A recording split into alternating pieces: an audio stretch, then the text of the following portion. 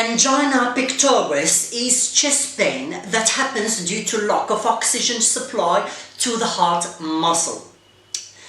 The pain usually starts in the center of the chest, just behind the breastbone, causes uncomfortable pressure, fullness, severe squeezing and crushing, and even suffocation. This is how the casualties describe it.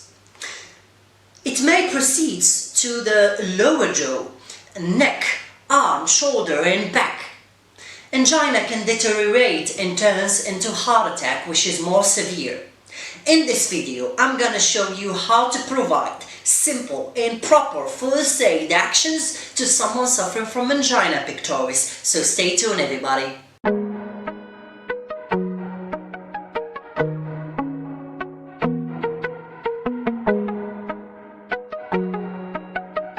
Hello everybody and welcome back to my channel where we talk about first aid, skincare and cosmetic products. If you are new to my channel, don't forget to subscribe, leave me a comment and hit the notification bell to receive my latest videos.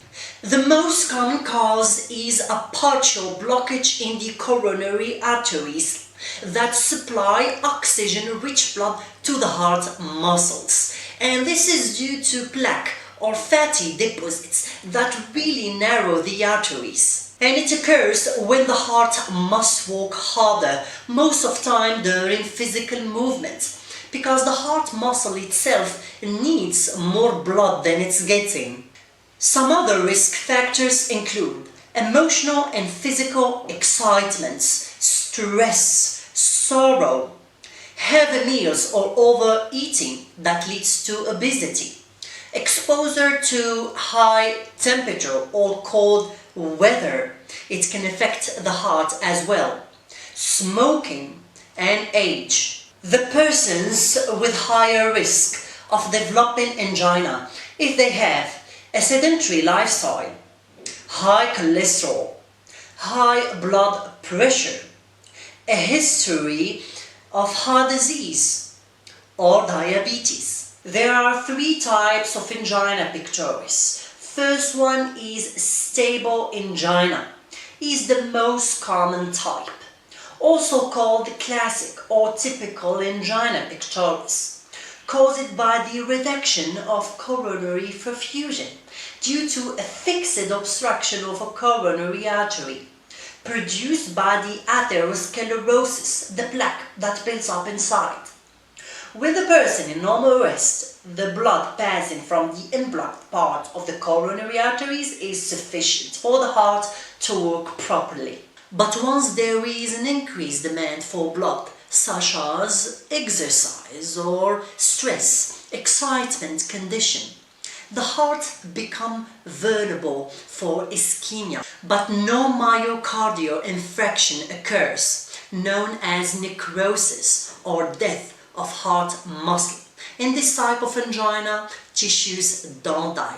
It's a short-term pain, lasts for approximately 5 to 10 minutes, promptly relieved during rest or while taking trinitrin or other similar medications. But in unstable angina, chest pain may occur during rest with increased frequency, duration and intensity. It can last longer than 20 minutes, with a sudden development of shortness of breath, and the symptoms will not relieved even by rest or trinitrin taking, because here we talk about almost a complete thrombosis or rupture of a coronary artery.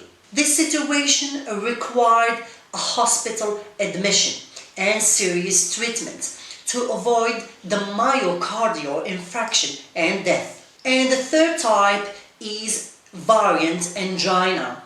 It's caused by a spasm in a coronary artery, leading to temporary narrow. This is actually a specific form of unstable angina that can occur at any time. No trigger event causes it to happen. So how are you gonna recognize that someone is suffering from angina pectoris? What are actually the visible signs and symptoms that you're going to look for? Well, the casualty will have a painful sensation in the center of the chest, radiating to neck, arm, shoulder, lower jaw. And they may have also a shortness of breath, nausea, fatigue, dizziness, anxiety, and sweating. So what can you do to help this person? First of all, sit the casualty down and make them feel comfortable. Try to calm her or him down.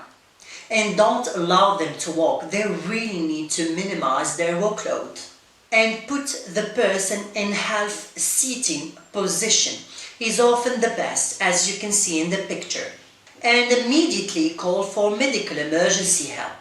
Then help the casualty to take their angina medication. Usually is a spray or tablets for under the tongue. Try to reassure the casualty. Remove any causes of stress and anxiety if possible. And finally, keep monitoring two things: the pulse and breathing while waiting for medical emergency help to arrive. And that was today's video. Thank you very much for watching. If you are new to my channel, don't forget to subscribe, leave me a comment and hit the notification bell to receive my latest video. See you next time.